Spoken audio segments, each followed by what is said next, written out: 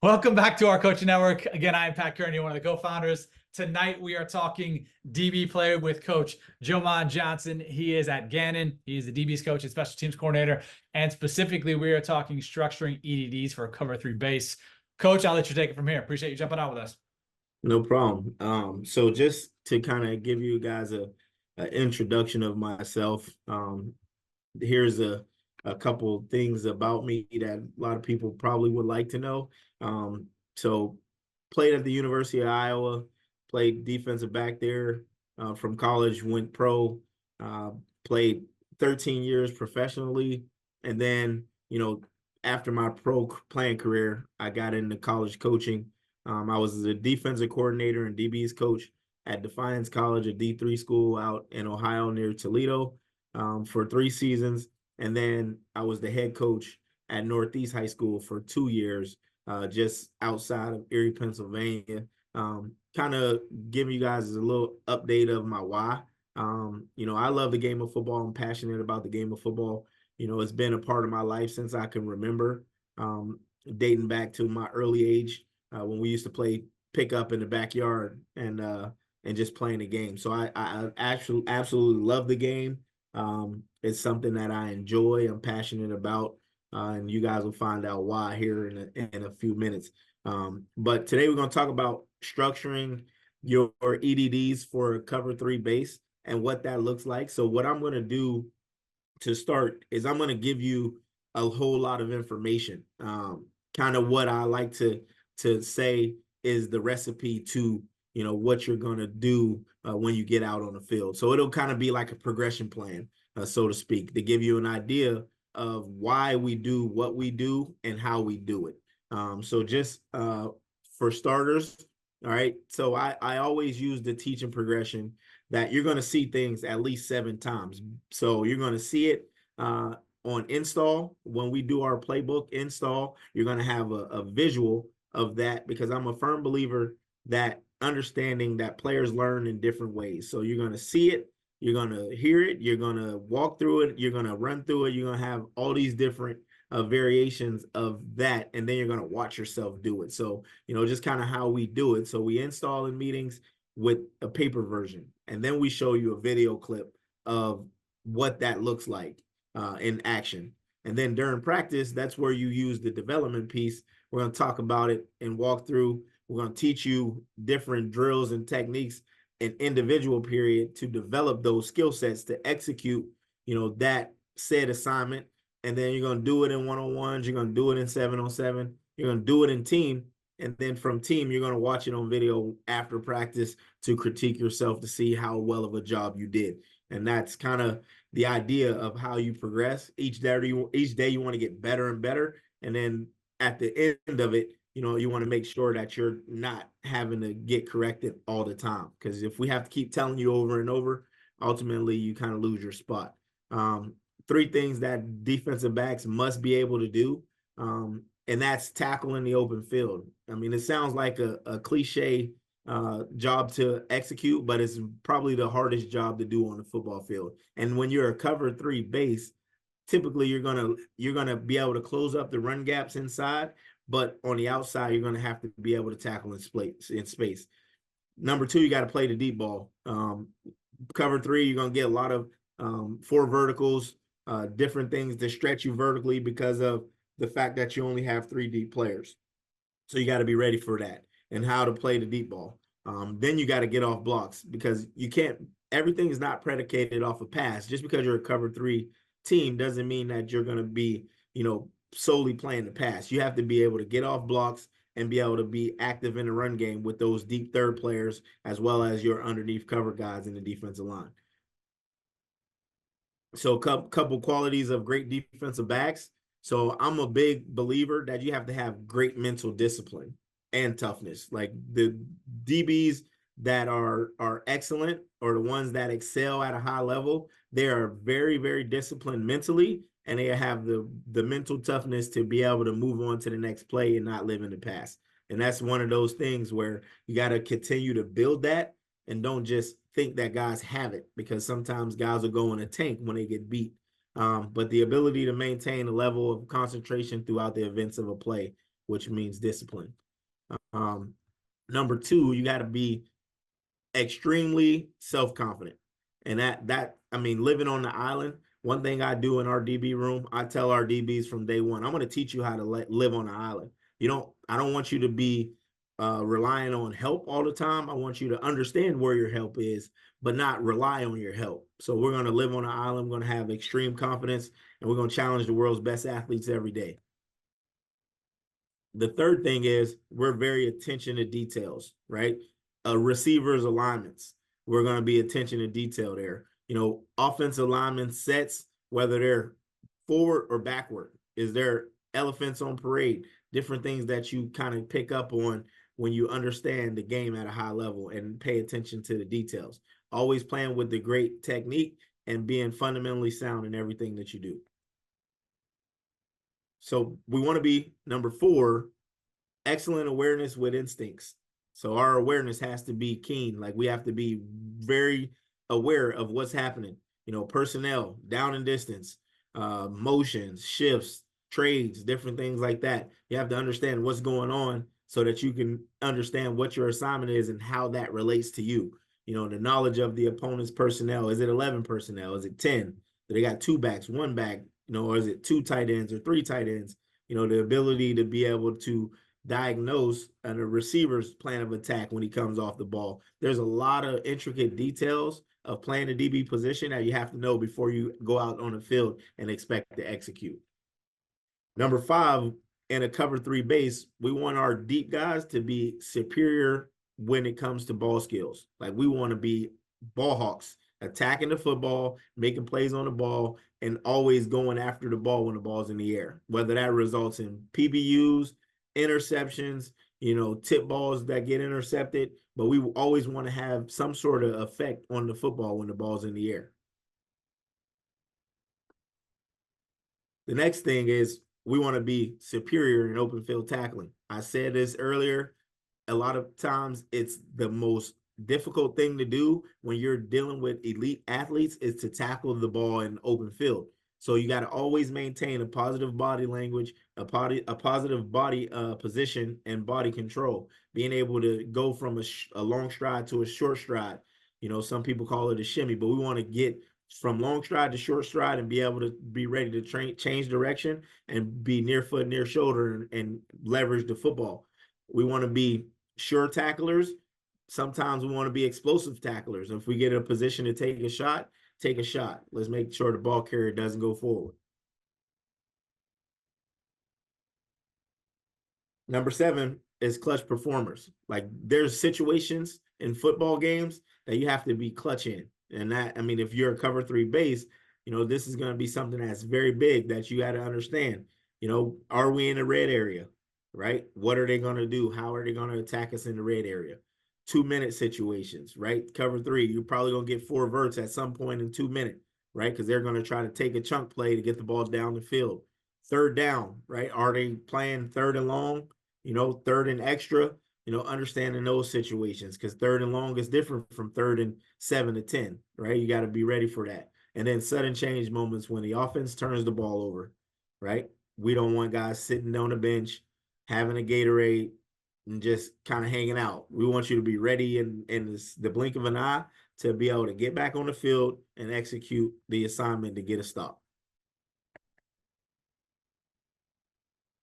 Defensive football, we got to win our one-on-ones. Simple as that. As defensive backs, we got to win our one-on-ones. No matter what you do, how you do it, you got to win your one-on-one.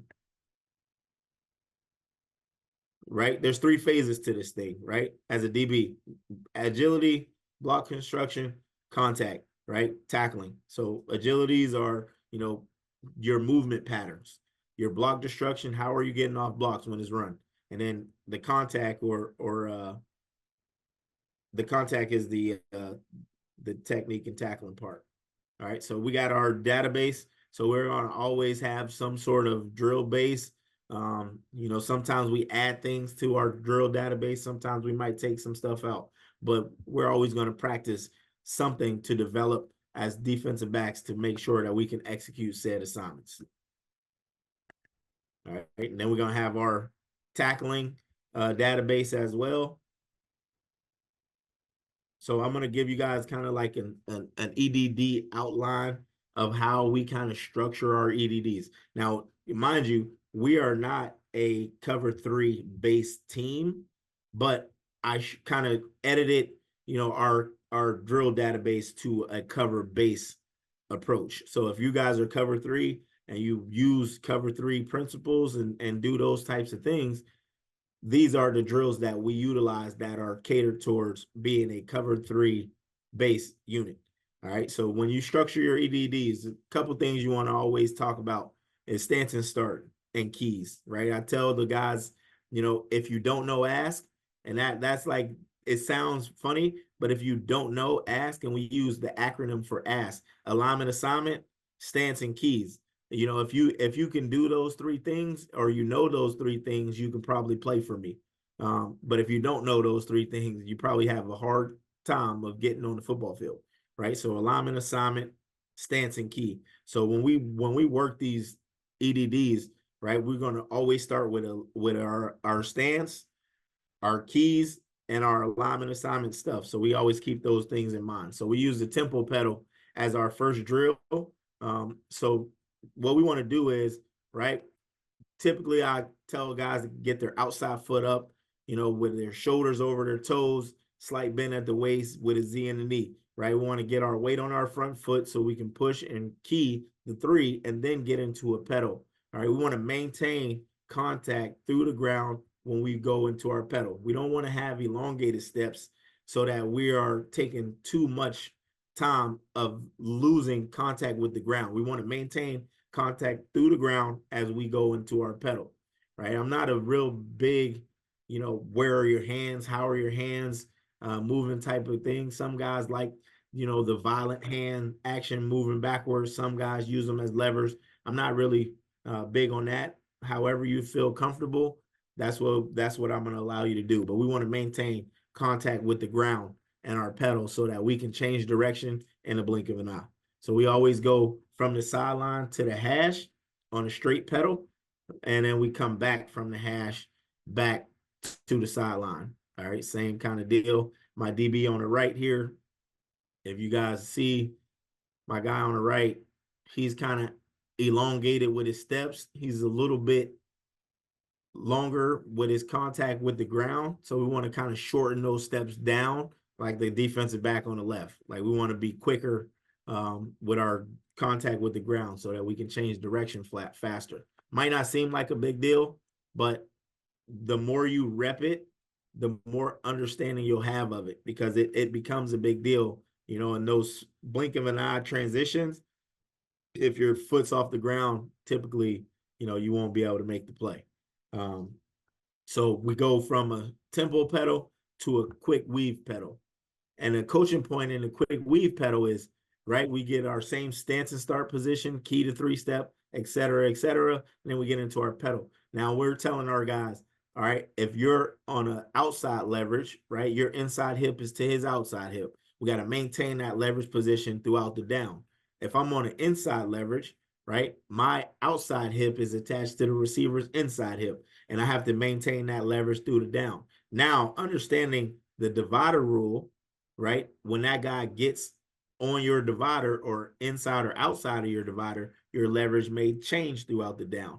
But that's something else that's not for right now, but that's just kind of the way I teach it. All right, so we want to gradually increase and gain ground, going over and back over the line, maintaining our leverage. And these guys are doing a fantastic job of executing that. All right, and then we do it coming back. Obviously, if we go out to the hash, we come back to the sideline.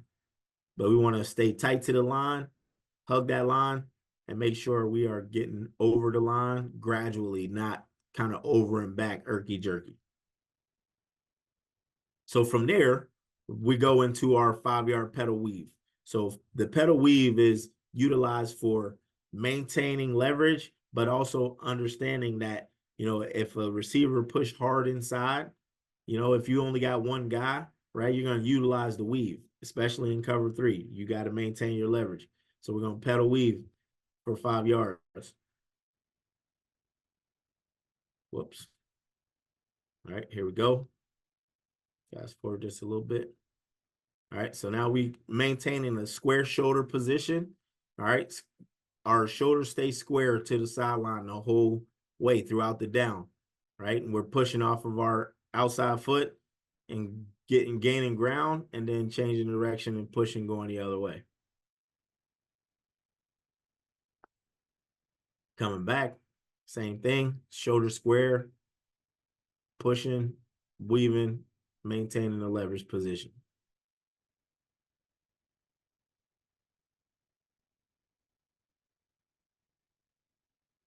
All right, from there, we go to what we call pedal turn and run, right? So we want to make sure that we understand that we are backpedaling and then we're working to a crossover run. Now, anybody that knows anything about defensive back play, we live in a world of crossover run. All DBs learn and do crossover run. It's like the one of the main things that you do as a defensive back is crossover run.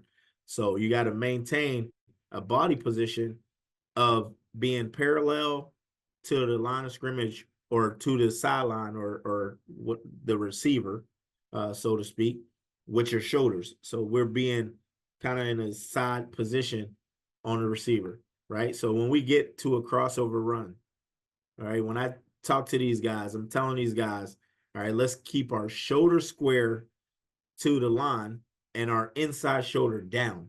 So we want to make sure we keep our inside shoulder down because we are ready to transition and get back out of our break, right? Some of these guys, when they work the crossover run, right, they get their hips turned away from the line, which means in order for you to break and transition, you have to stop your whole body momentum and then kind of turn your whole body to get back. We want to be in more of a side straddle position with our hips parallel. Right. So we're working this. This is like the first couple of days of spring ball. And I had just gotten here. So this took a little time. But at the end of the day, once we started working it more, these guys started to understand what the assignment was. So we started getting a lot better doing this.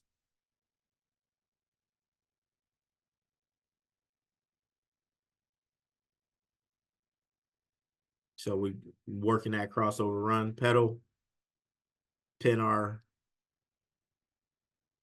off arm to the rib, get our shoulders around, and be parallel to the line.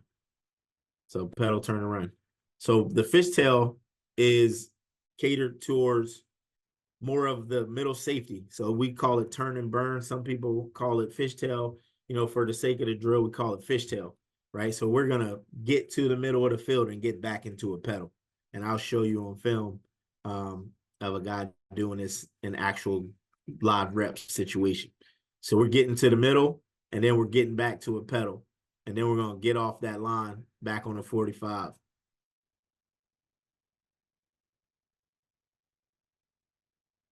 My guy 6 is a little early with it. Get back to a pedal. These guys are a lot better. Back to a pedal, then get back to 45.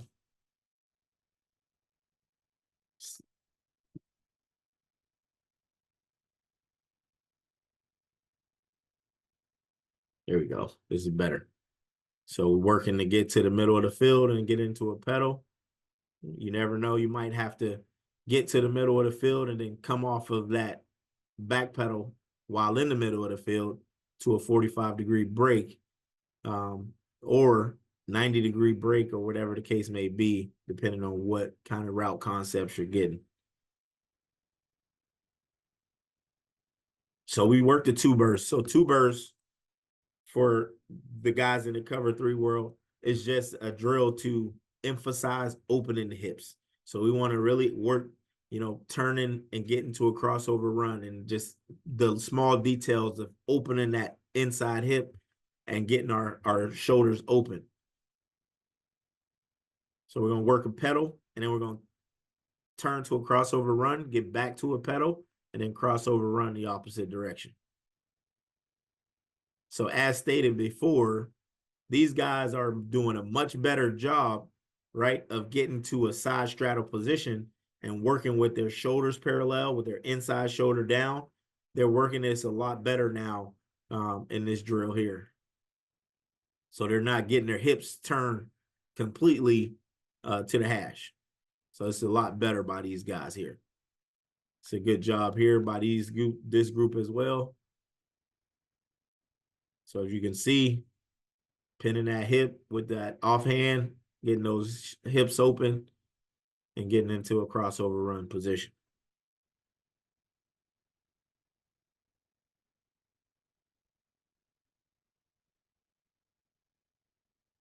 Not that you would probably do this in an actual situation on the field, but it could be something that might happen to you on the field where you get turned one way and you have to open back and flip back. But you know, I wouldn't ask guys to get back into a pedal in that situation.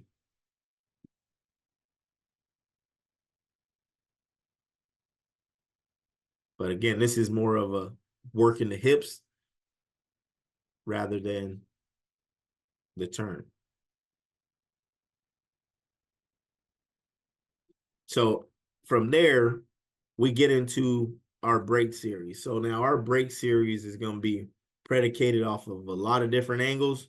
I'm a firm believer that you do what you do in game situations, not that I'm against, you know, transitioning and multiple transitions and things like that. I think that's more for the off season rather than in season. So we're going to work actual game situation breaks. So we're going to pedal break a 0, pedal break a 45, pedal break a 90. Those types of things are what you're going to see in our break series. So when we do this, right, we're starting from the sideline, right, and they're going to reactionary break off of me as their indicator. So I'm the receiver right now, right? Those guys are reading my hips as the coach, but I'm also their indicator. So when that receiver hips drop and sync, they're going to transition and break on a hitch. All right, 0 is more hitch breaks. Might be a bubble break or something along those lines. In cover 3, you might get, you know, some sort of RPO bubble and things like that where you're gonna work a 0 as a corner. Now we're gonna go 45, right? Coaching points, plant point, accelerate. We want to plant point and drive for 5. So we want to accelerate out of our break for 5 yards through the sideline, right? Taking our eyes to the line, right? We're utilizing the line as our indicator when coming out of our breaks, right? We're using that line as being the receiver's hip. So I want those guys to train their eyes while we're doing these drills so that they can be more efficient when they're working these things in situations of 1-on-1, 7-on-7, team. You know, they're constantly training their eyes on where they need to go when they come out of their breaks. So this is a good job here. Eyes to the man by both of these guys. They're driving for 5, eyes to the man, playing off of that right foot, drive off the left, and get out for 5. 45-degree break again. Just a couple different guys doing it. So you can see, right, these guys are really training the transition. No wasted steps, no wasted movements, shoulders over toes, great body position, dropping their chins to their chest and getting out of their break. Again, as you can see, as the coach, although I'm filming, I am the indicator for those guys to get out of their break. And they're getting out on cue. So I love it. Really good job. Here it is again. So we're going 45 to the opposite direction, right? Again, no wasted movements, right? Drive for 5, using the sideline as our target of where we want to go. Coach is always giving them a ball, you know, keeping their eyes and hands sharp while we're doing our indie drills. There it is again, going 45 the other direction. Again, no wasted steps. We want to drive for 5, get out that break. Here, now we're working a 90-degree break, right? Now we're playing a cover 3 concept where you're getting out by number 1. a 10-yard out. Number 2 could be running under or something where your 2 is not vertical. Now you're working off of number 1. So we're working 90 breaks off of number 1 here. Right. So here, right, my DB on the left side of the screen, right, he has his right foot planted on the line, and he's going to get off of that line as if he has somewhere to be right now. Right. And that's one of the small details that I try to get these guys to understand. Right. Is when we plant, we want to plant and get somewhere right, like right now, like we got somewhere to go. Right. We don't want to waste time by being off that line. He could have easily, cheated the drill and been kind of off the line, but he's doing a good job of getting that right foot down on the line, and his next step is off the line. So now he's in a better position to close the cushion between him and the receiver. Here's the 90 again, right? As you can see here, I'm going to try to pause this, right?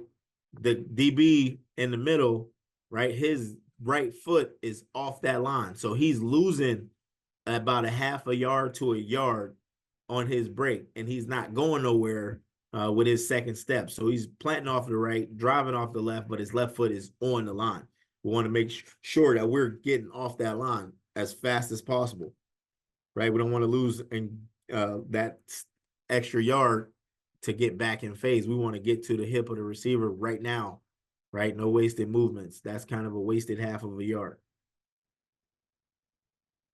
All right, now we're going to talk about working the double moves, right? We're keying a 3-step, playing a 3-step, right? We're not just going to cover space as a deep third player, right? You're going to be in situations where you got to, drive the hitch. You might get slants. You might get some sort of quick game, slant flat. You got all these different RPOs, things like that, where you got to play the quick game.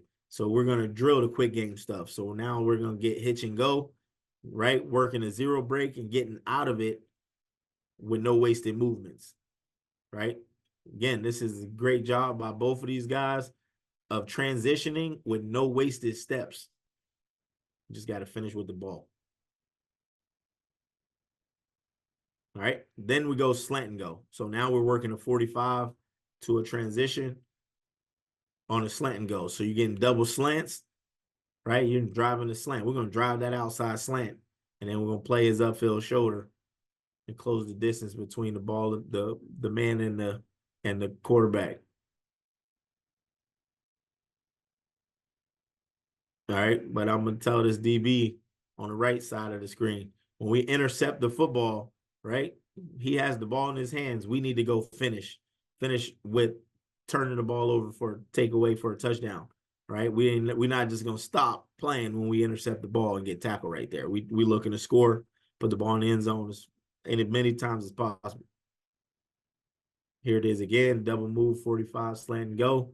All right, my DB on the left, right, not paying attention to details.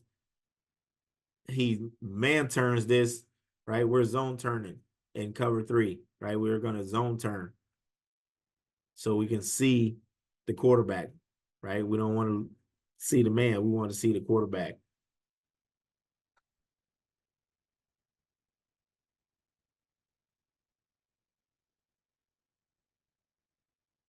All right, just some transitions, 90-90s, right? Again, right, this is working body control, being able to plant on a dime and get out and change direction with no wasted movements.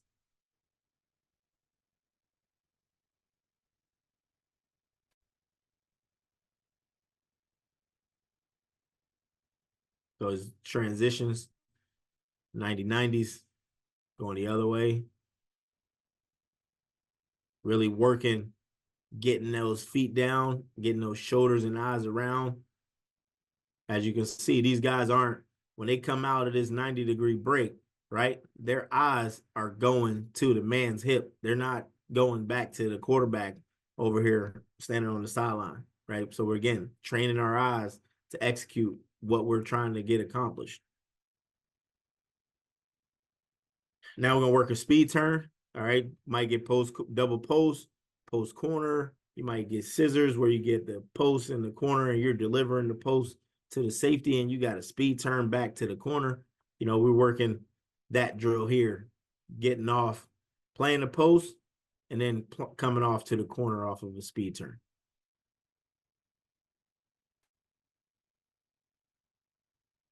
Again, we're not wasting steps. These guys are getting in and out of their breaks fast, no wasted movements. All right, so now, all right, so those are structurally our transitional EDDs. Now we're going to talk about some of our things that you have to add to your toolbox when it comes to EDDs and executing at a high level in the game of football, right? You can't just be good cover guys. You got to be active run supporters. All right, so we're going to work our block destruction stuff, right? So now we're talking, all right, shock and shed, right? We're going to utilize two-hand punch, really knock that guy's head back, and then snatch off and rip off and get rid of him. And then we're going to finish with the third guy on the tackle here. This film, I apologize, is a little choppy for whatever reason in the dome. The signal is not that great. But we're snatching off. We're violent, if you can tell, right? Our corner is being violent with his hands on his rip off, like he's getting off blocks. We're never going to remain Velcro to a block when we're playing. We want to get off as much as violent and as fast as we physically possibly can, and then finish with a tackle. So again, I apologize. Some of these clips are kind of choppy, but we're working that here. So this is an old clip. Some of you guys might get a kick out of this, but this is a near foot, near shoulder, keeping our outside arm free. We're setting the edge, right? That guy in that black jersey or that black helmet and yellow jersey right there happens to be me back in my University of Iowa days. Guy in the gray sweatshirt is the great Phil Parker, one of the best DB coaches that I was fortunate to learn from in my career playing the game. But we're near foot, near shoulder, right? We're knocking everything back, keeping 21 guys inside of us, keeping our outside hand free, and be able to run down and track the ball down, flat down the line. So we're getting our power foot in the ground, really exploding into the blocker, hitting on the rise, just like you do when tackling. And then we want to stay square and be able to get down the line as fast as possible. Right? So a lot of times as a cover 3 base, you might find yourself in that situation when you get nub side tight ends. You might get unbalanced where you're to the in-man on the line of scrimmage as an offensive lineman. You might be put in those situations as a cover 3 defensive back, and you got to be ready to take on, those guys coming to try to kick you out and be violent with your approach. All right, so here, right, you're working a butt drill, really extending those arms, being violent on the strike, and really using the butt of our hand to really make sure that guy doesn't get into our body, because one of the biggest things as defensive backs that guys get caught up doing is telling the referee, oh, he's holding me. Well, if he's holding you, get off the block. We're not going to use that as an excuse. That's not going to be a crutch of ours, right? So here they're working shock and shed, right? Snatching off, right? These guys, this is Kentucky doing the drill. The guy on the right is violent. The guy on the left is passive, right? Just playing the drill, just kind of doing the drill. He's not being violent at all. He's making it look good, just kind of going through the motions. We want guys that actually go out there and work these drills violently when you're working it in practice. Don't just be a robot. All right, so now we're going to pedal. All right, so in this drill here, we're going to pedal, and then we're going to take on a blocker, right? We're taking on a receiver coming to stock block. They're going to break down, right? We want to be violent with the strike, right? Knock him back, snatch off, and find the ball carrier, right? This is another drill that, we also use on special teams for guys on special teams. So you can kind of cross-train guys for special teams as well as getting off blocks. But we want to be able to do this on special teams as well. Here it is again, kind of going as a unit, pedal, drive out the pedal, really take on that blocker violently, shock and shed, snatch off, and find the football. come to balance at the end. That's a good job by those guys. All right, so now we're going to talk a little bit of football, right? So now I'm going to teach you what we're looking for in our execution in a cover 3 scheme, right? So this is us at practice, right? We're playing a cover 3 structure here out of a 3 high. Give you a better look at it here from the behind view. So understanding, right? The offense is an empty here, so my corners are being taught. If two's vertical, I'm vertical, right? So no matter what number 1 does, if two's vertical, you're vertical. You have to be ready to play the midpoint when your number 2 is vertical. You can't just operate off of number 1 when you're in a cover 3 scheme, right? You got to be ready to play 4 verticals. We want to overlap 2, make them throw the ball to number 1. That's the furthest outside throw and the most difficult one to complete. All right. So my corner here on the right of the screen, right? He is understanding that 2's vertical, he got to get to a midpoint position. Right. So right now he's in a great position for any seam shot by number 2 or to number 2. He's in a great position to overlap that. And then if they do happen to throw the ball outside to number 1, that's a long foul ball. Typically, that's the most incompleted ball in football. My corner on the upper side on the left, right? His number 1 is under, but 2 is vertical, so he's vertical, right? So he's looking to really squeeze number 2 now. He can really match this route because he doesn't have any more vertical threats. So he should be matching and squeezing that guy going inside on this inside dig, playing over the top of it. But the underneath guys are doing a hell of a job of getting to their landmarks and giving the quarterback nowhere to go with the football. Now here we go again. Another cover 3 look. Now they're in a 2x2 set, right? We always use numbers. I hate using, is it a tight end? Is it a receiver? Is it a this? Is it a that? We're 2x2, right? Tight end, receiver, understanding your surface, it will help you understand what you need to do. So now we got 2x2. So both corners know they got to get to a midpoint, right?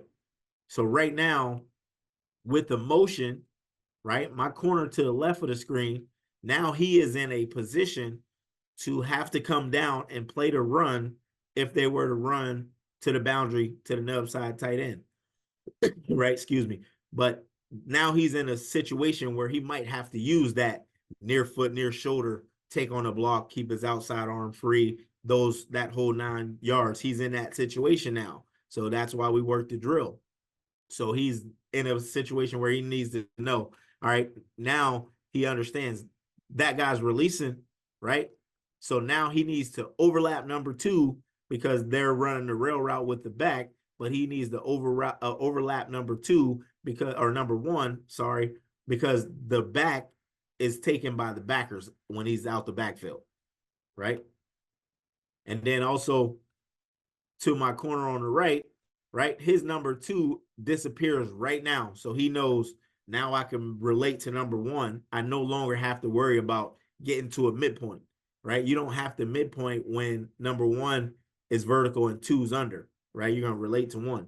But when 2's vertical, you're vertical. So now he's playing number 1 tighter and he's squeezing everything vertically by number 1, right? My middle field safety is playing the deep middle, right? Now he's working those 90 transitions or 45-degree transitions, right? If they were to throw the seam ball right now to the number 1 receiver to the boundary, my safety would probably either A, knock him out, or B, pick the ball off. But this is an outstanding job here by our guys underneath and our guys over the top, getting to their landmarks and playing with a great depth on the football.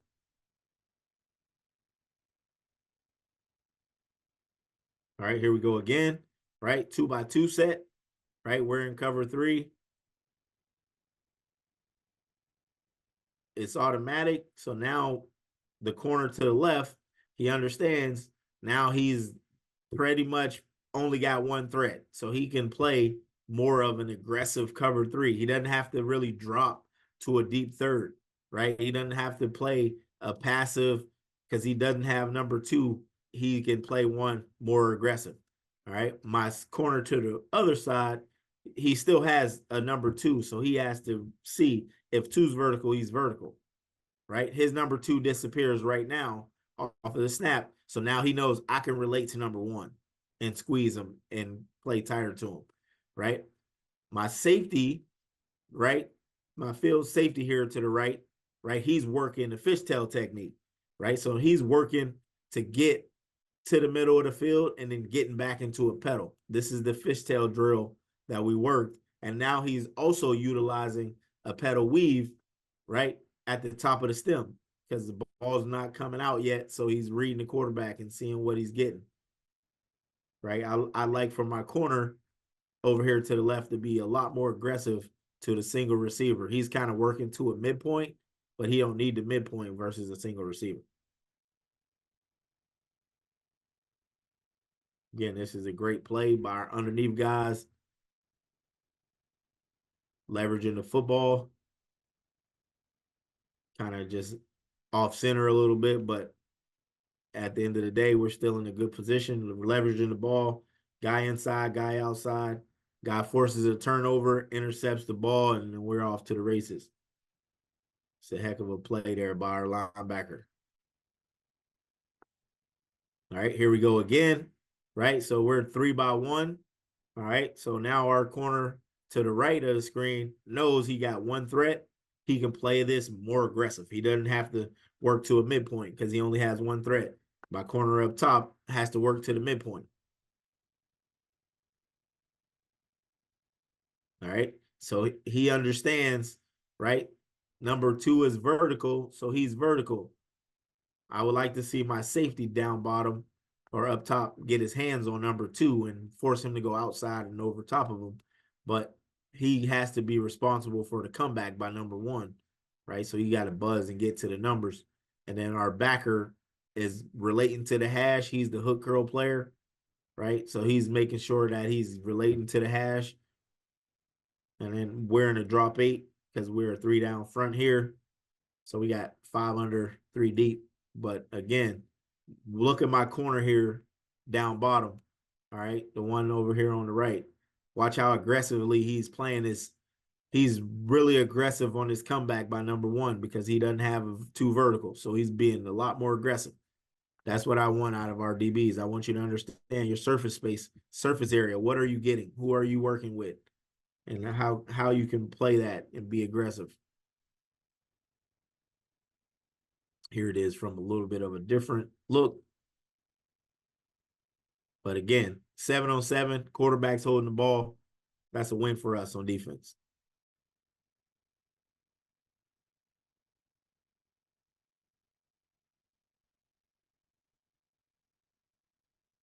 Here we go. Now they're working from a 3-by-1, right? Motioning to a 2-by-2. So it's changing the surface area for the DBs. So my corner down bottom, right now he's in a single receiver look. So he has one receiver as his surface space. And then versus the motion, he's getting a second receiver. So he knows now he needs to get to a midpoint, right? So now he needs to understand he's got a midpoint, but those 2 receivers, right? Now I told you guys, all right, I think this is the last clip before we'll kind of go over some questions. But I told you guys cover 3, right? You can't just base everything off of the pass, right? There's going to be run plays that you got to be able to fit. You got to work all those block destruction drills, working at all those tackling drills that you got to do and things like that. That stuff comes to fruition when the ball is being ran, right? So they run a little jet reverse here, right? So we got some good stuff happening. I'll show you to you from the back view, right? So my safety here to the field, standing on the hash, right? He's getting a crack, right? He's getting cracked right now, right? So again, we work these block destruction drills in practice in our EDDs, right? So he's working what we call a beat with speed. right? So we work beat with speed drills where we're gonna go really try to block each other, and we're gonna sell them, and we're gonna beat them with speed, right? We're gonna show them one thing and beat them and not get blocked, right? So he's beat that receiver with speed, right? Our linebacker here, right? The guy just inside of him is working a shock and shed, right? He's working a shock and shed, get off the block, right? He's engaged. He's long arming that guy, locking his elbows out, and he's gonna shock and shed and get off the block, or try to at least, right? And he's gonna work to get over the top, right? We want to force the ball back inside, right? Or we want to try to force the ball laterally to the sideline, right? My safety, all right, my cover 3 safety, he's running what we call run the banana, right? So he's inside out the ball carrier, right? He's tracking the near hip of the ball inside out for cutback. So right now there's no cutback lane, right? If this guy were to try to stick his foot in the ground and get vertical, there's no cutback lane. The only thing he can really do theoretically is stop and try to reverse field, which again, we're pursuing the football. It's not going to work. All right. And then lastly, the corner is crack replace, right? He's working a long stride to a short stride, near foot, near shoulder, making a tackle. Like this is textbook, right? Near foot, near shoulder, keeping the ball on his inside shoulder. He's the outside defender, so he's the furthest outside guy. He got to keep the ball inside. He's working a near foot, near shoulder. I mean, this is textbook. In cover 3, you get a 2-yard gain and cover 3, and the tackle being made by the corner, who's the deep third player. We're winning on Saturdays, and we loving life and celebrating every chance we get. So that's kind of the way I would structure my EDDs for a cover 3 base defense for the secondary. If you got any questions, anything that you guys want to add, I'm here to talk.